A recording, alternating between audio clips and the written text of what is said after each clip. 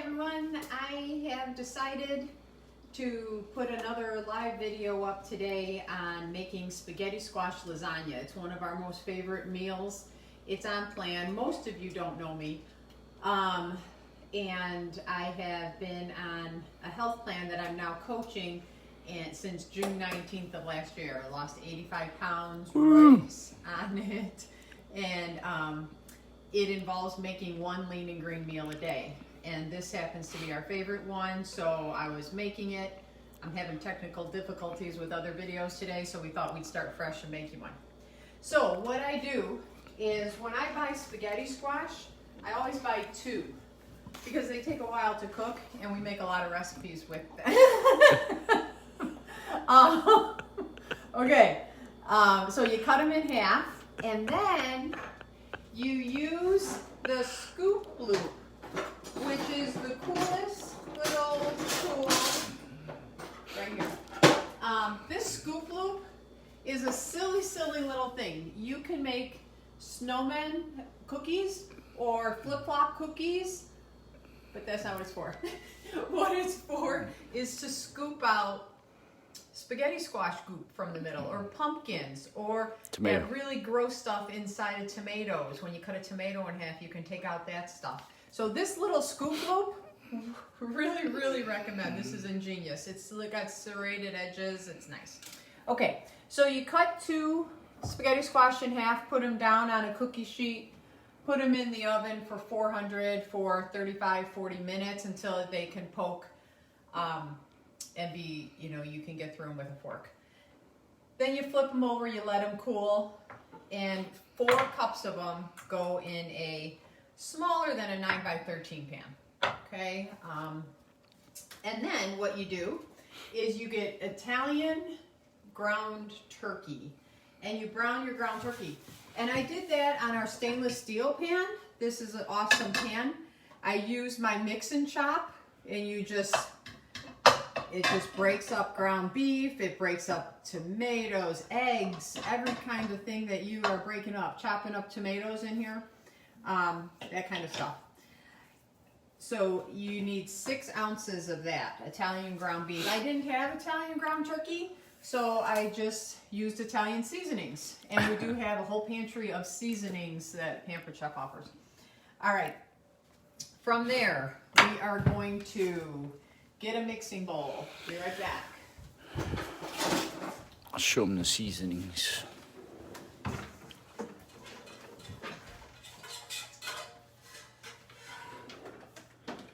All right. Our mixing bowls, they come in a set of 3. They're really nice. They have a handle. They have a non-slip bottom, and they have a little spout, and super cool, inside they have measurements, cups or liters.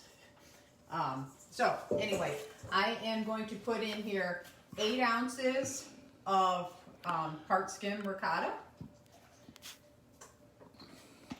Okay, maybe I measured this before because I do weigh all my stuff. So this was weighed out. There's 8 ounces of that in here. 2 tablespoons. So I'm going to use my stackable these things stick together in the drawer. So they come apart. They start at 1/8 of a teaspoon and go up to a tablespoon. They're very nice. I'm going to put in 2 tablespoons of Parmesan. Do those fit inside the seasoning bottles? Yes, these fit inside the skinny seasoning things. That's why they made them like that. How ingenious. 2 of those. 1/4 teaspoon of garlic powder. Oh, I bet we're gonna see it now. Garlic powder. This is a little spoon, but a whole tablespoon would fit in here too. 1/4 teaspoon. 1/8 of a teaspoon of salt and pepper. I use our salt and pepper grinders, and I go like this. I don't know if any of you guys remember Ray Rayner, which probably most of you aren't from the Chicago area, but he was the worst craft guy. I feel like the Ray Rayner of cooking. 2 tablespoons of egg beater. I use egg whites because I'm not buying just egg beaters for just this. I'm not much of a rule follower.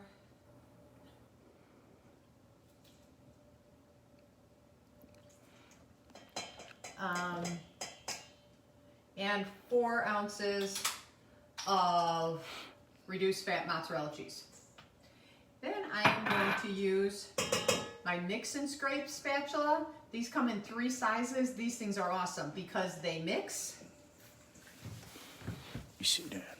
And they scrape. Ah. Very nice. All right. So I spread my spaghetti squash down. To that, I am going to add this cheese thing. If you saw the recipe, you're supposed to brown this, and you're supposed to put the salt and pepper and garlic powder in there, and then you're supposed to do a lot of things. I've made so many mistakes making this that I've come up with this is the most simplified method, so it works for us. So you put down the cheese.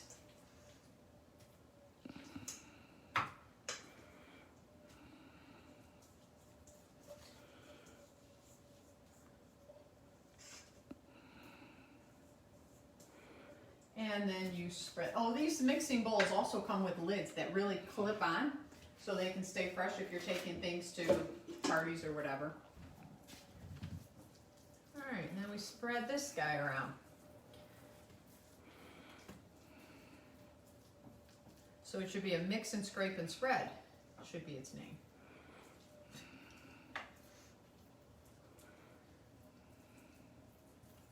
Alrighty. Then we are going to add the meat, and it's 6 ounces of cooked ground turkey. Okay, so you're gonna have the cooked stuff. You're not, you want to weigh it afterwards because you get more that way. Let me put that on. Spread that out a bit. This is really good. And it's really warm out today, so this seems more like a winter meal, but it's really good. Yes, Roy? Yes, very good. To that, we are going to add 1 cup of,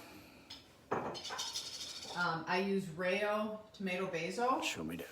This is very healthy and low on its sugars and carbs, so it's a good tomato, and it's very tasty. So we're going to put in 1 cup of that.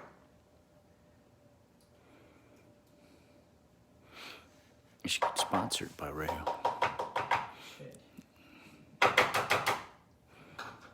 Smear that around. Now, you guys, some of you are probably freaking because I just smearing it around with my nice, beautiful white spatula. It's still white. I am in the same boat as you on that. I'm scared out of my mind, but it does say stain resistant.